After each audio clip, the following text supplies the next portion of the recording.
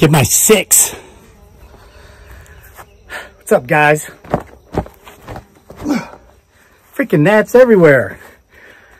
I made a video a few years ago about how to repel these things. I need to go back and re-watch that so I remember how to do it. All right, kind of late getting today's video out. I was hoping to get home earlier so I'd have time to get the video done, eat this really delicious freaking prime rib I just got at Harris Teeter while I was in town. $14.99 for the, I mean, this thing is this fat, got all the fixings and the sides. I want to get all that done and milk a deer. It's out here. What? You've never heard of anybody milking a deer? I'm going to have to make a video of this tomorrow when I do it. It's too late today. By the time I'm done running my mouth here, trying to make a 5 or 6 minute video, it's probably going to be a 25 or 26 minute long video because it takes me 18 minutes and 36 seconds to tell a 3-minute story. So this is a 5-minute story. So you do the math, you know, and it's like 26 minutes. So anyway, I'm going to have to get her tomorrow and milk her tomorrow. Sad story. I don't know which specific doe it was. There's so many does around here now. Look at this meadow. They've all had fawns. There's one running around with twins.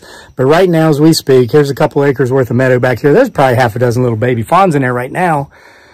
But there's a doe running around here who I guess lost hers. And sad to say, I saw one in the road down here a few days back. So I think it was hers. I hate to have to tell you that, but her udders are filling up with milk. Now, generally, they'll go take on another fawn when this happens. So they'll nurse that fawn. This is how nature works. So I give her about another day, but she's starting to look pretty uncomfortable. So I'm just going to have to milk her. And since you think I'm crazy and you've never known anybody to milk a deer, I will actually get that on video tomorrow when I milk her. We have a very good relationship, me and the wildlife here on our property. I don't hunt it, you know, and everybody knows I really am growing the gardens and the fruit orchard for the animals. They said, somebody said that I know I am, I just don't know it yet. I know. I mean, they leave me the weeds. But anyway, I was in town. I ran some errands. I ran for 30 minutes. It was only 84 degrees, so it wasn't that bad. And no, I didn't manage to... I didn't manage to run down any walkers today. I wasn't running that fast, but I feel I came up with one of my best impromptu dad jokes ever on the fly while I was running. Here's the situation. I was running across campus. I was going this way. Here comes this college guy running down the other side, and he had his shirt off, and so did I. You know, I'd taken my shirt off, rolled it up, and I use it as like a sweat rag because it's so hot. And so he's coming down this way. Dude's ripped, right? He's like 21, 22, ripped. I mean, there's more fat on this piece of lean cut meat than that kid had on his body, right? All 6 packs and stuff, abs. So he's coming this way. I'm going this way.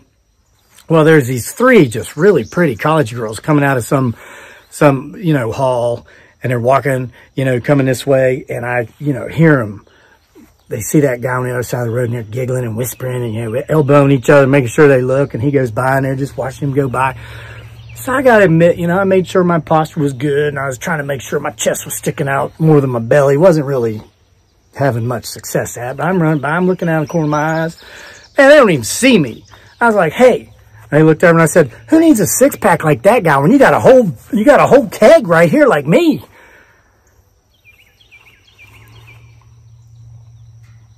One of them laughed, but I think she might have been laughing at me, not really at my dad joke.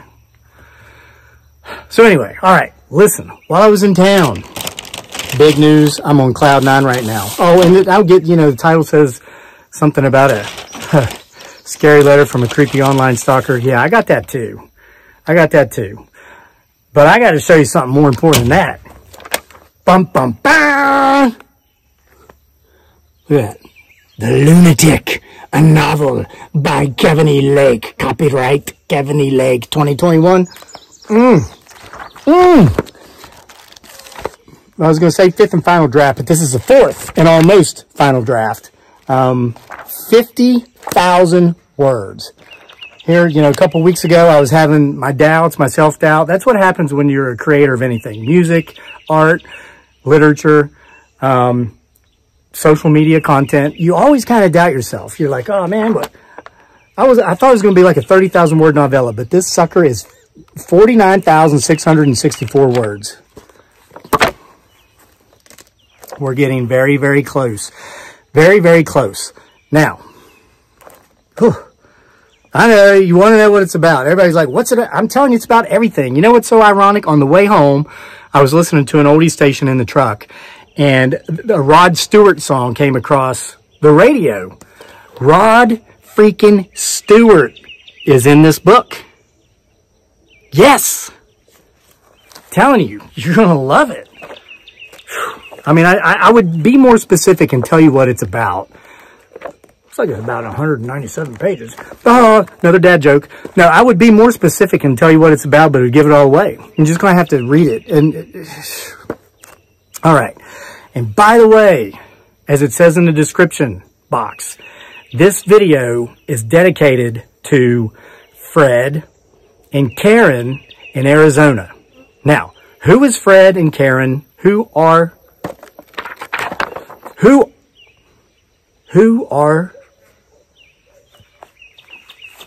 That's why I send my stuff to an editor, brah.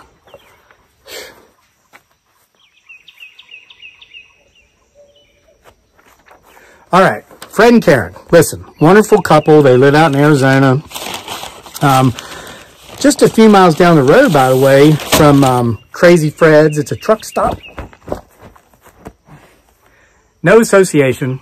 Fred, our viewer, is not associated with Crazy Fred's truck stop. And his wife, Karen, is not the same Karen that hates the world and everything in it because she really hates herself. It's a different Karen. This Karen, according to all the super nice things her husband Fred said about her, is at peace with life and the world around her and herself. So she's not hateful. So it's a really neat place where they live out there in Arizona. They're not too far away from where the actual London Bridge is, where, you know, in the 1970s, they sent the actual London Bridge to the desert in Arizona. Everybody makes those jokes about it. They're in that area. And Fred shared with me recently about all the various types of plants they've tried to grow there. Most of them failed, but they kept going. They had success with quite a few, with some, and he recommended which types of plants we should try here. Great guy, positive guy. How do I know so much about Fred? Again, no association with Crazy Fred's truck stop right down the road from his house, and his wonderful wife, Karen. I'm going to tell you how I know this. This past Sunday, I made a video. Only like 12 of you watched it. It's like if I make a Bigfoot Sasquatch video, which potentially we may or may not be making right now.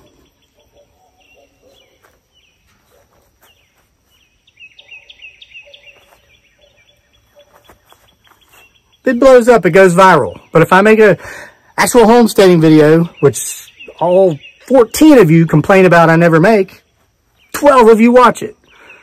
But Fred and Karen, who never complain, were two of those people that watched that video that day. Today, I tried my honey down there at the honeybee's hive for the first time. Oh, that stuff's delicious. You know what? After I milk that deer tomorrow, I might take some of that milk and go down there and take the top off of that honeybee box and sit there and have deer milk and honeybee honey right there on camera. I mean, isn't that what this is all about? Working so hard to get to this point and build this place up so I can sit there and enjoy deer milk and honey. All right, so anyway, Fred left a wonderful comment on that video. He watched that video and he left this wonderful comment. And I thought, you know, that's a wonderful comment. It's positive and it was very supportive. And I thought, I'm going to pin that comment because more people should be like Fred and Fred's wife, Karen. So I attempted to pin that comment, and guess what? That comment somehow disappeared. I don't know how these things work. I'm almost 50. This is the phone I'm using right now to record this video is an iPhone 11s. This is the first smartphone I've ever had in my life. I can remember when I was a kid, we didn't have microwaves. I mean, somebody might have. I didn't have them growing up in Appalachian. Anyway, here's my point. I wanted to let Fred and Karen know if they're watching. I don't know what happened to your comment. Feel free to comment on this video and I'll attempt to pin it again. When you have almost 250,000 subscribers, you get hundreds of comments a day, thousands if you have something going viral, which we currently don't. Sometimes stuff happens and I don't know how. Okay?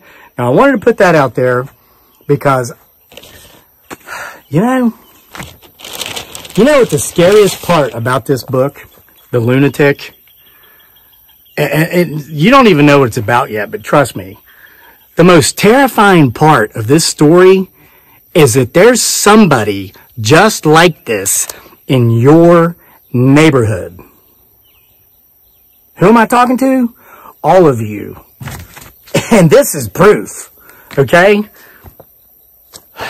All right. As my beautiful bride dearly, aka Giggly Girl, would say, with no further ado, by the way, with just a little bit more further ado, go watch her channel, Life with Dearly. She was finally able to upload a video this morning. Showed them out in the rain trying to cross a flooded river. They took a freaking steamroller across the river. It was amazing. Amazing.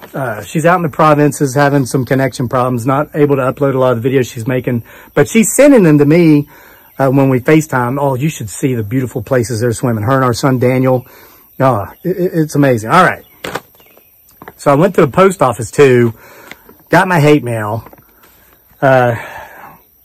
Listen, after I read this, I'm going to direct you to another YouTube channel because there's a message on that channel that I want to share. I'm going to tell you the meaning behind the message. I want you to go listen to the message, and I want you to subscribe to this dude's channel I'm sending you to, okay?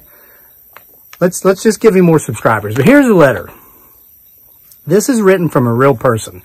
This is creepy.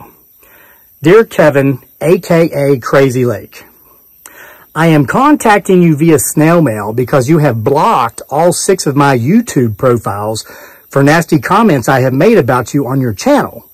But I want you to understand the only reason I'm insulting you is for your own good. Okay. I thought I saw a deer down there that needs milking, but it's not. It was the bee box out of the corner of my eyes. They're like the same hue of brown. All right. I found your channel several years ago when you were working 6 and sometimes 7 days a week at the post office.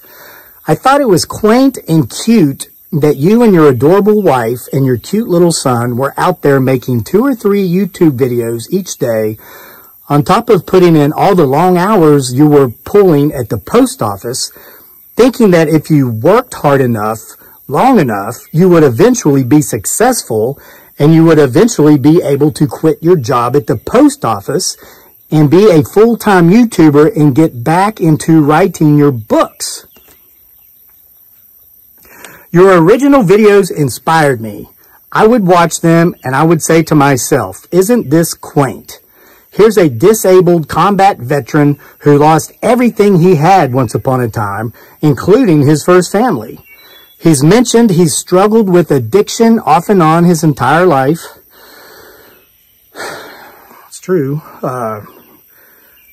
And for the time being, he's got his act together. He's somehow managed to get himself a pretty little wife, and they have such an adorable son, and he, somehow through it all, has remained positive and honestly thinks he can make something of himself.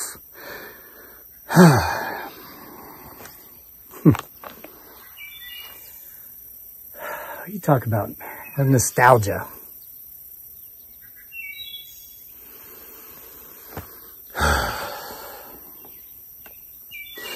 This warm, fuzzy feeling I got in my stomach, much like the feeling of butterflies, made me stick around and continue to watch you and your family's exploits.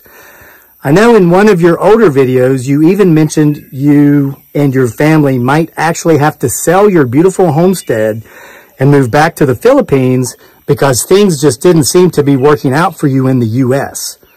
I found that particular video, I can't remember the title or I'd mention it here, so quaint. It all reminded me of a good old-fashioned television show where our hero, who isn't really a hero, never gives up hope. The kind of show that made all of us watching believe that anything was possible. But then it all changed. You had a couple of videos go viral, your channel blew up, and you started making, at least I'm assuming, enough money from YouTube to actually quit that post office job you hated that made you miserable. You were able to keep your house.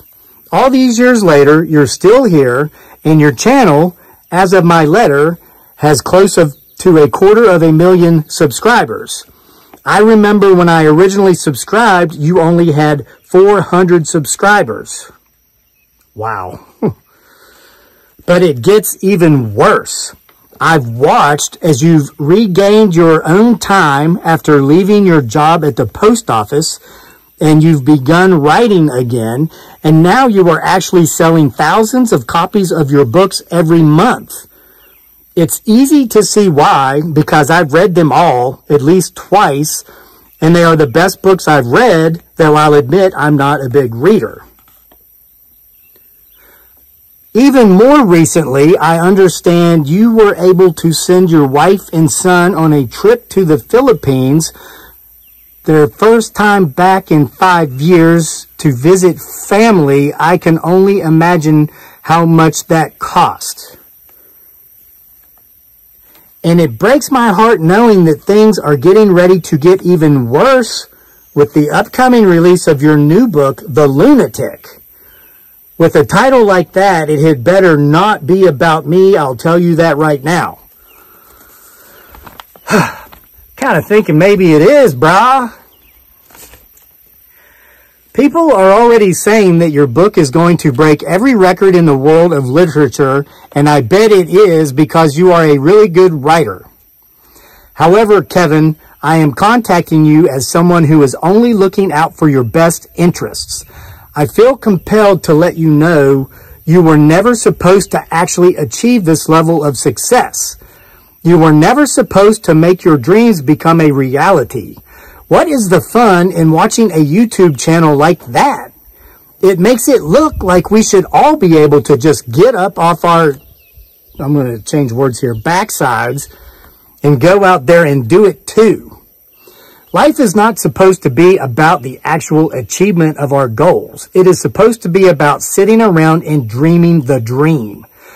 And then when an arrogant, I'm going to take out another word, like you goes out and achieves the dream, it just makes the rest of us who have not feel bad about it. Though I know your upcoming new book is going to be awesome, and you're going to sell thousands upon thousands of copies of it, I hope it is an utter failure. Utter.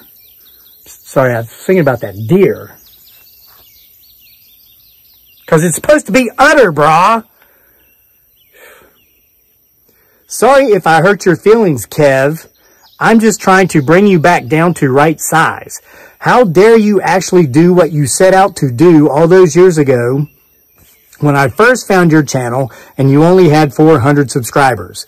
You used to motivate me, but not anymore. I've moved on, and I will be following people who have a lot less subscribers than you, and I will not be supporting any of them by buying their merch or any of their books should they ever decide to become writers. Unsincerely yours, let's just call this person Bra, even though it appears to be a woman. All right.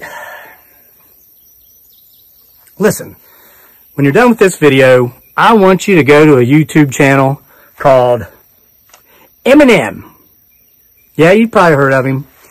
Look up a particular song. It was a trio he did with, ironically, a guy that's half Filipino, half Black American. What's his name? The name's, sorry, that was a very heartfelt letter. It touched me. Bruno Mars. Eminem, Bruno Mars, and there's another rapper in there, and his name's escaping me too. Sorry, but it's a song called Lighters.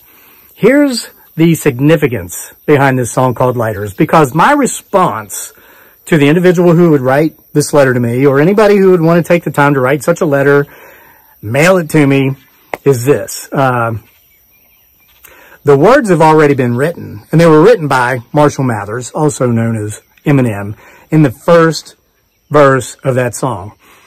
Go listen to that song. There's some bad words in it. And I want to envision yourself as the person he's singing those words to, if you're the person who wrote this letter. Because those would be my words to you. That's my reply. Now, here's the significance behind that song and its personal meaning in my life. Okay? Let's go back before this YouTube channel blew up and before thousands upon thousands of you, and I thank each and daggone every one of you who actually buy the books I write. I didn't make the dream happen. You made the dream happen, and I am grateful to each and every one of you for making that happen. Thank you. But before that even happened, I was down and out in the Philippines with my beautiful bride and our little baby boy at the time. Me and her weren't eating, and we were fortunate that he was. I mean, I was writing, I was doing journalism, I was writing for Yahoo News, and sometimes I made enough money to buy groceries sometimes. Okay? But I was getting up at 4 o'clock in the morning every morning because it is hot in the Philippines. We didn't have air conditioning. We had a broken fan that worked sometimes, and all those times it worked, wow, how ironic, the city would go through an electrical blackout for 8 hours. And when the power came back on, our fan decided it wasn't going to work that time. So I'd get up at 4 o'clock in the morning, because this is the only time from like 4 to 7 that you could just sit there and not feel like you're sitting in a sauna. And I would write, and I would write, and I would write until my knuckles bled. And it was on one of those days that I set a personal record of 10,000 words written in one day when I was writing the book, Isle of Capri, which I finished laid up in a hospital suffering from dengue fever on top of pneumonia. Thought I was going to die, and I wanted that book to be the last thing I accomplished if I did. Well, I broke that record, talking about records falling.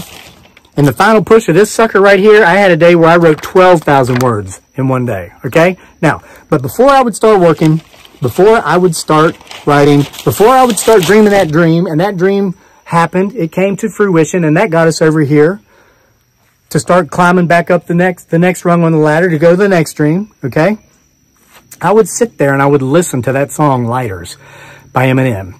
Because before I was down out in the Philippines, I had taken a mighty fall, okay? I had been somewhat successful a little bit in life. I went through some tough times, and I made some bad choices, and I got down. And my last week in the United States before I went to the Philippines for 6 years was spent on a psych ward in a VA hospital. Someone close to me picked me up from that psych ward when I was released by the doctors against perhaps their better judgment. And that person berated me the whole way home and told me that this is who you are. You're finally where you deserve to be. You're nothing but a pill-popping, lunatic, drunk, and this is the real you. I would listen to that Eminem song, Lighters, while I was in the Philippines, working towards a dream, and I would remember what this hater said, and I made it happen.